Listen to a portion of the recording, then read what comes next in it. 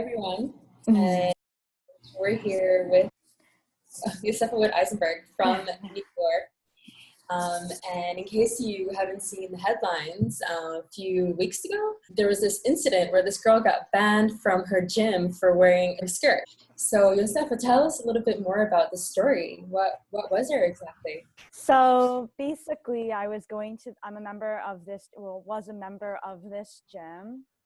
And I was a member for a while from when I was in college and in a different location. And, I went to Israel after college. I came back, I moved to Brooklyn, and I started going to the same gym, just in the Brooklyn location. And somebody saw me working out in a skirt and told me that I couldn't work out in it. So I was a little frustrated. I left, but then I continued going back to the gym. It was a whole nother year. And then until somebody came to me and said that I needed to take off my skirt. And I told her I wear my skirt for religious reasons. I can't take it off. I don't see it anywhere in the policy. I'm not sure why there's a problem with me wearing the skirt, but she told me, and she was very clear, that I couldn't work out in the skirt. If I didn't take it off, I can't work out at the gym. So I went to a different location. I never went back to that location. And I had been going there for quite a few months. And one day, someone came up to me and told me, she said, "You can't work out in that skirt." And I said, "Well, I wear the skirt for religious reasons. I need to wear it." And she said, "Well, if you don't take it off, that's trespassing." So I was confused, and I'm not like the type of person that wants to get in trouble with anything. And when I heard the word trespassing, I'm like, okay, I'm just gonna go. And then I was talking about it with other people, and they're like, "That's not trespassing." So I went to a precinct, and I stopped at the local precinct. I asked an officer. I said, "This is what happened. Am I trespassing?" She's like, "Are you a member of the gym?" And he said, "Yeah, I'm a member." She said, "You're not trespassing." So I said, "Okay." So I decided to go back to the gym. So I went back, and I was attending I think it might have been a kickboxing class. And the person who told me that I couldn't wear the skirt, she was there yesterday.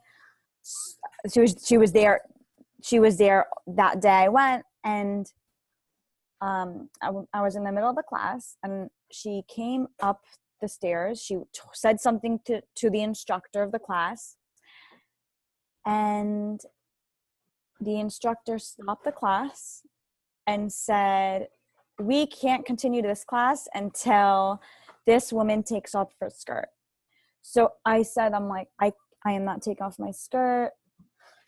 People in the class are like, "Just take it off," like yelling at me. And I was kind of mortified, to say the least. Of course. And I thought for a minute that the woman said she's not starting the class until I take off the skirt. I came to the gym to work out. So I just decided to go downstairs and work out on the elliptical. I went downstairs, and I'm doing my thing. And the worker comes to me and she goes, "What's your name?" I told her my name. And then she comes back a few moments later and she says, "Your membership has been revoked. You are trespassing. You need to leave. If you don't leave, I'm calling the police." So I was so confused. I was like, how did you just revoke my membership? For what reason? And she wouldn't really talk to me. So I don't have a membership anymore. And she said she called the police. So I'm going to go downstairs and I'm going to wait for the police, and I'm going to explain myself. And cause that was just wrong what she did. So I went downstairs, I left the gym, and I waited for about a half hour, maybe a little more. It might've even been Erev Shabbos or something. And I decided I can't wait any longer. I need to just go home. So I did. And I decided that, what happened to me was very wrong. They treated me like some sort of criminal, threatening to call the police on me. And I decided to do something about it.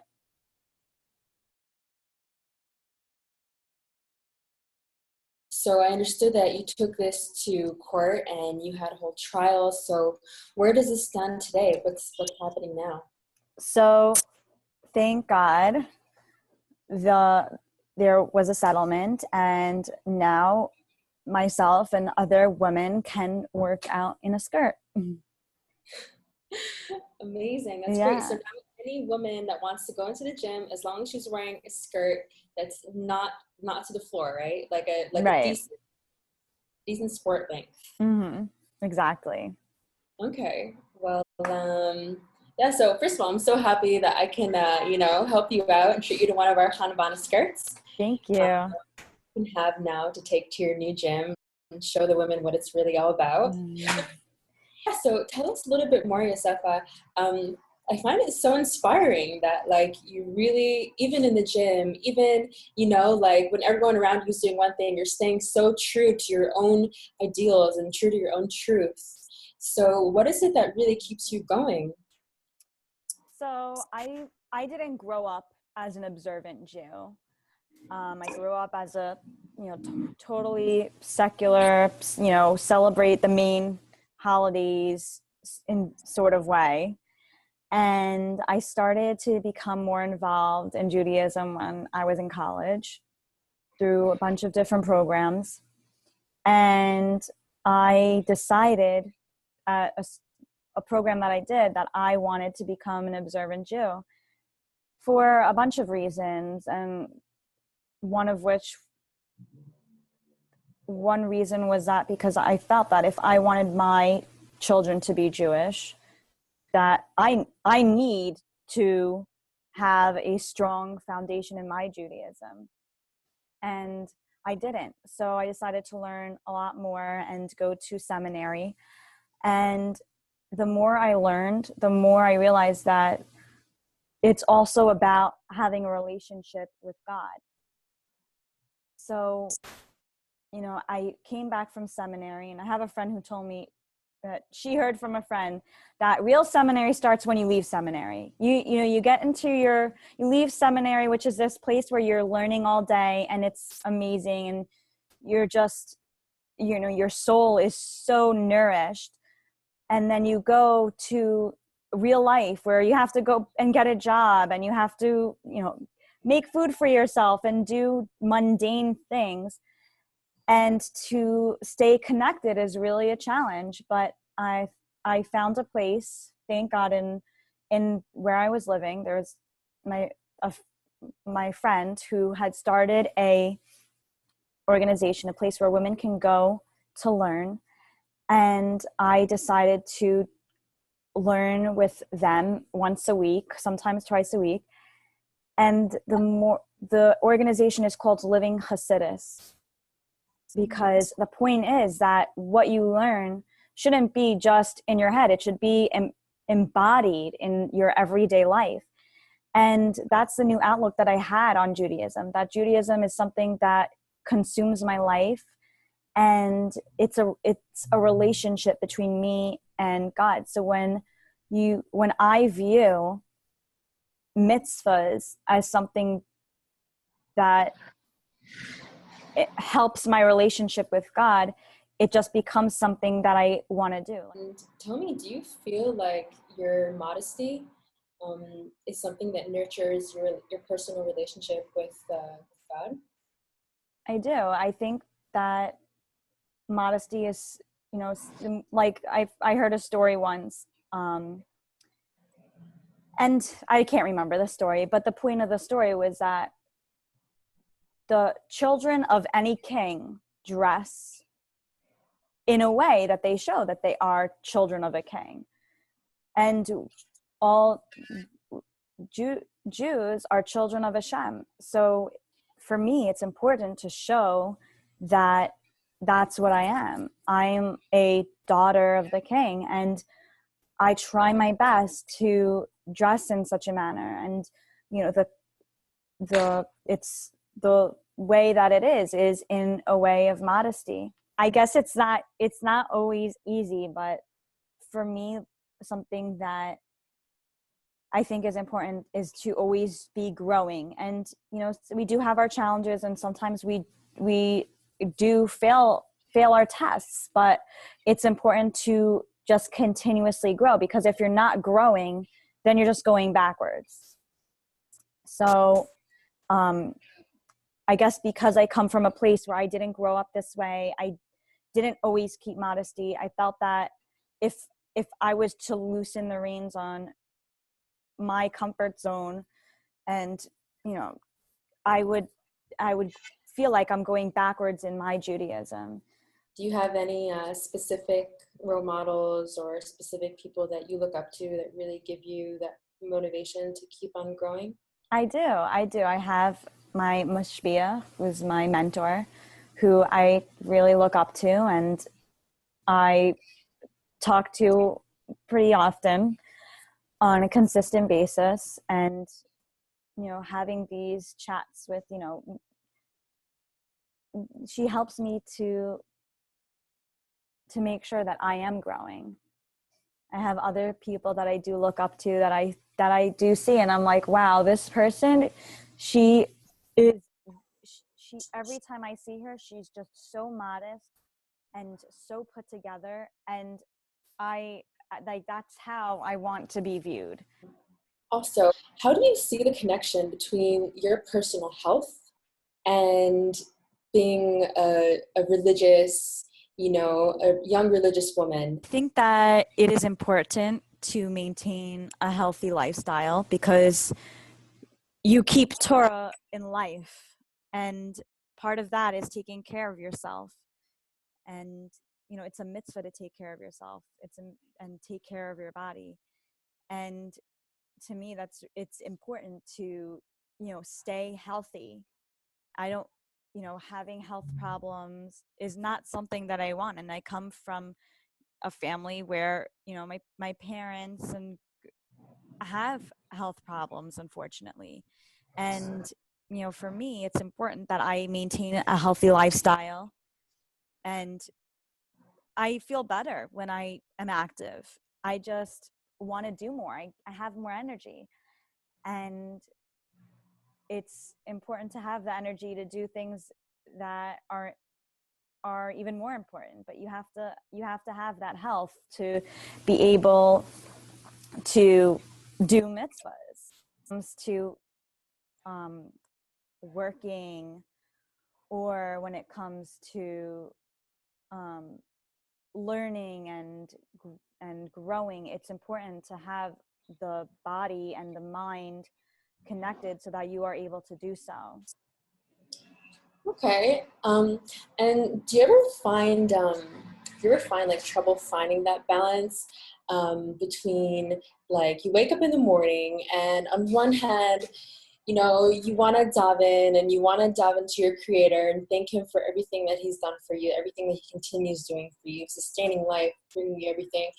And on the other hand, you also, your body is telling you, I really want to go out now for this morning run. And I want to, like, you know, like, wake up to the beautiful day. And then you have work, and then you have your, you know, all of your responsibilities and everything on your list. How do you find the balance? It's a struggle, and it really is. And there are so many times where I felt like so unmotivated. I mean, when you go to a gym, at least, you know, you have something to go to and you can make a thing out of it. But after I lost my membership, I had to figure it out, find videos online, and try to maintain my health through being at home, and, you know, finding a motivation to go for a run. It's very hard. And then, you know, I got married and had a baby, and then, you know, it's just not easy. We're all busy. But if you think about how important it is, and you have all of these things that are important, and you focus your time and energy on that, and I think there's a way to make it work. Like, every morning I think about all the important things that I need to do, and I will set an alarm. What time do I need to be up? The second alarm will be, what's the next thing that's important on my list? And I'll just to keep me in track and to manage my time. It is easy. And I have had those days where I thought that I was going to work out and I just didn't. But when I don't work out and I intended to, my body just doesn't feel right. So, wow. Yeah. So if it means, waking up a little bit earlier, I mean, I don't always work out for an hour. Sometimes I'll work out for 20 minutes, and I think that's fine as long as you're doing something. And if you think about how much time we actually waste in a day, it's crazy. And part of what I've been working on is to try to make better use of the time that I have and to cut off time from things that were kind of dragging my time away. So I think time management could really help with figuring out what you need to do and taking away the things that aren't really so important, so you can focus your time and energy on what is, like taking care of your body, going for a run, exercising, davening to Hashem and praying, and going to work, for example. I couldn't agree with you more. I couldn't agree with you more. And actually this morning also, I was supposed to go, I'm training now for this half marathon. Wow. And I was supposed to go for like these high intensity intervals, or my brother wrote this whole program for me, and I was going to go running this morning, and then I got caught up with Rosh Hashanah and shopping, and now like I'm feeling it, I'm feeling it. So speaking of time management, I think that's the next thing I'm about to do right now. But Yosefa, thank you so much for your time and for this, this talk. And really, you're so inspiring. And I'm sure that there are so many other women all around the world that you've touched with your story. And I wish for you that you continue going with your inner truth and everything that you need to do, and that you'll find the right balance, find the right time management, and that it should be just a small taste of this whole new, brand new year that we're just about to emerge into. So thank you so much. Thank you, Hannah, and thank you for the beautiful workout outfit. And this is life, like bringing God into our everyday life, and we should always just have the clarity to do that. And I wish you a happy, sweet New Year. Kasiva v'chasima tova. Thank you so much.